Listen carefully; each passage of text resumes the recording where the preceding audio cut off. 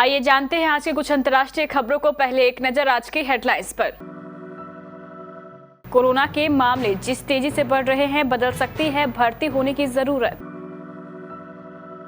दिल्ली में कोरोना का कहर, रेस्टोरेंट और बार में बैठकर खाने पर लगी पाबंदी।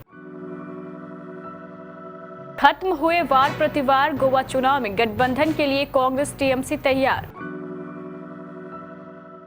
कोरोना टेस्टिंग की नई गाइडलाइन, संक्रमितों के संपर्क में आए व्यक्ति की टेस्टिंग तब तक जरूरी नहीं जब तक वो खतरे वाली श्रेणी में ना हो। दिल्ली में कोरोना की जांच कराने वाला हर चौथा व्यक्ति पॉजिटिव, 25% संक्रमण दर। बिहार में लगाए जा सकते हैं नए प्रतिबंध, कोरोना को देख सरकार ने डीएम को दिए अधिकार।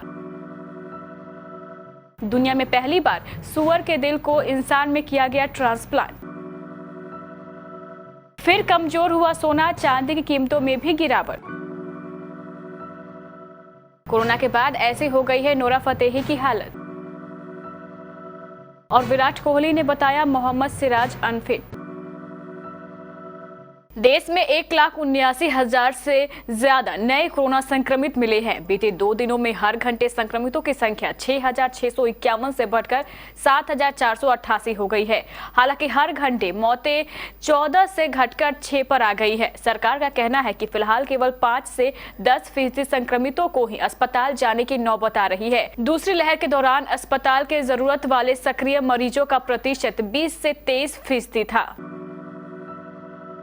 कोरोना संक्रमण की बढ़ती दर को देखते हुए राजधानी दिल्ली में अब रेस्टोरेंट और बार में बैठकर खाने पर पाबंदी रहेगी। हालांकि यहां से खाना पैक करवाया जा सकेगा और होम डिलीवरी की अनुमति जारी रहेगी। साथ ही एक दिन में जोन में सिर्फ एक साप्ताहिक बाजार लगाने की ही अनुमति होगी। दिल्ली आपदा प्रबंध प्राधिकरण की सोमवार को हुई बैठक में यह फैसला लिया गया है। दिल्ली आपदा प्रबंध प्राधिकार की बैठक में कोरोना वायरस के नए वेरिएंट ओमिक्रॉन के बाद से राजधानी में महामारी की स्थिति पर विचार विमर्श किया गया। उप राज्यपाल अनिल बैजल की अध्यक्षता में हुई बैठक में इस बात पर सहमति जताई गई कि लॉकडाउन नहीं लगाया जाएगा। हालांकि कोरोना संक्रमण की बढ़ती दर को देखते हुए प्रतिबंधों की जरूरतों पर भी बल दिया गया। गोवा में तृणमूल कांग्रेस की प्रभारी और लोकसभा सांसद महुआ मोइत्रे ने कुछ ही दिन पहले संकेत दिए थे कि उनकी पार्टी भारतीय जनता पार्टी यानी बीजेपी को हराने के लिए कुछ भी करने को तैयार है। इस संकेत के बाद अब कांग्रेस पार्टी ने गोवा में टीएमसी के साथ गठबंधन की संभावनाएं तलाशनी शुरू कर दी है। वह भी तब जब कुछ समय पहले तक दोनों पार्टियां एक दूसरे के खिलाफ खुलकर प्रचार कर रही थी। यहाँ तक कि टीएमसी चीफ ममता बनर्जी ने अपने गोवा दौरे पर राहुल गांधी तक पर निशाना साधा था। कड़वाहट इतनी बढ़ गई थी कि दोनों पार्टियां संसद के शीतकालीन सत्र में भी एकजुट नहीं दिखी थी और कांग्रेस की बुलाई बैठक से टीएमसी ने दूरी भी बनाई थी। हालांकि दोनों पार्टियां बीते समय में एक साथ चुनाव लड़ सकती हैं, लेकिन हाल फिलहाल में दोनों के बीच खटास देखी गई है। कोविड टेस्टिंग के लिए Indian council of medical research ने कोविड टेस्टिंग को लेकर नई एडवाइजरी जारी की है। इसके मुताबिक कोरोना संक्रमितों के संपर्क में आए लोगों के टेस्ट की तब तक जरूरत नहीं है जब तक वे खतरे वाली श्रेणी में ना हो। जिन लोगों को कफ, बुखार, गले में खराश, सांस लेने में समस्या हो या ऐसी ही तकलीफ हो, जिन्हें गंध और स्वाद में समस्या आ रही हो, उनका टेस्ट किया जा सकता है। 60 साल और इससे ज्यादा आयु वाले, जिन लोगों को शुगर, हाइपरटेंशन, किडनी और फेफड़े की बीमारियां हो, उनका टेस्ट किया जा सकता है। जो लोग अंतर्राष्ट्रीय यात्राएं कर रहे हैं उन्हें भी टेस्ट के दायरे में रखा गया है। दिल्ली में सोमवार को कोरोना की संक्रमण दर बढ़कर 25% तक पहुंच गई। यानी दिल्ली में जांच कराने वाले हर चौथे व्यक्ति की जांच रिपोर्ट में कोरोना संक्रमण की पुष्टि हुई है। सोमवार को कोरोना संक्रमित 17 मरीजों की मौत हो गई। वहीं संक्रमित मरीजों की संख्या बढ़कर 66,000 के करीब पहुंच गई। दिल्ली के स्वास्थ्य विभाग के अनुसार सोमवार को कोरोना के 19,166 नए मामले सामने आए हैं। वहीं 14,076 मरीजों को छुट्टी दी गई है, जबकि 17 मरीजों के कोरोना के कारण दम तोड़ दिया। दिल्ली में अभी तक 15,67,896 लोग कोरोना संक्रमित हो चुके हैं। इनमें से 14,77,913 मरीज ठीक भी हो चुके हैं, जबकि 25,177 मरीजों ने कोरोना के कारण दम तोड़ दिया। दिल्ली में कोरोना से मृत्यु दर घटकर 1.60% रहा।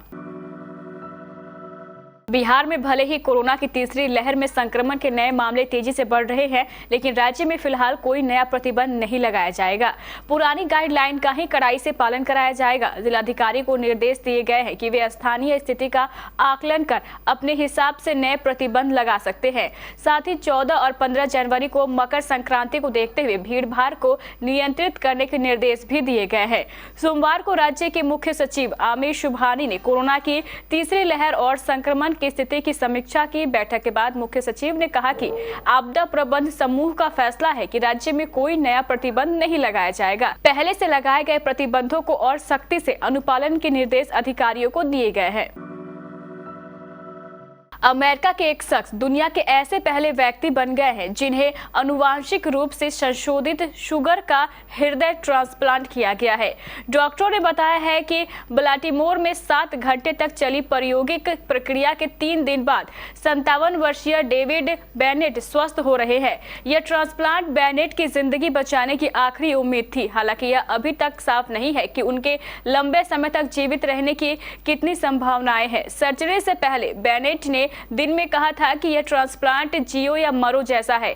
उन्होंने कहा था, मैं जानता हूं कि यह अंधेरे में तीर चलाने जैसा है, लेकिन यही मेरा आखिरी मौका है। बेनेट की अगर यह सर्जरी नहीं होती तो वे मर जाते। इसी आधार पर university of Maryland medical centre के डॉक्टरों को अमेरिका के स्वास्थ्य विनियामक ने इस प्रक्रिया के लिए विशेष छूट दी थी।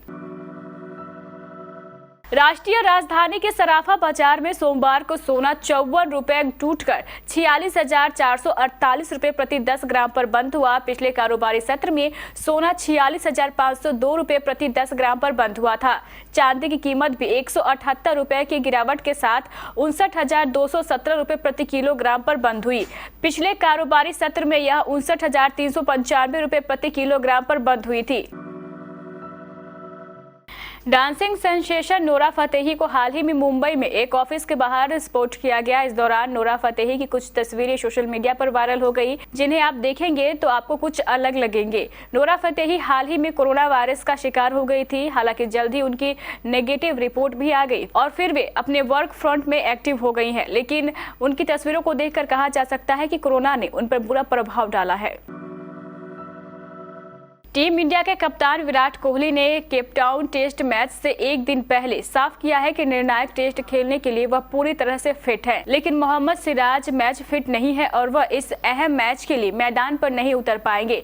विराट रविवार को मैच से 2 दिन पहले केपटाउन के न्यूलैंड्स मैदान पर प्रैक्टिस करने भी देखे गए थे। विराट ने कहा है कि सिराज हैमस्ट्रिंग इंजरी से उभर रहे हैं, लेकिन अभी उनकी पूरी तरीके से फिट नहीं हुए हैं।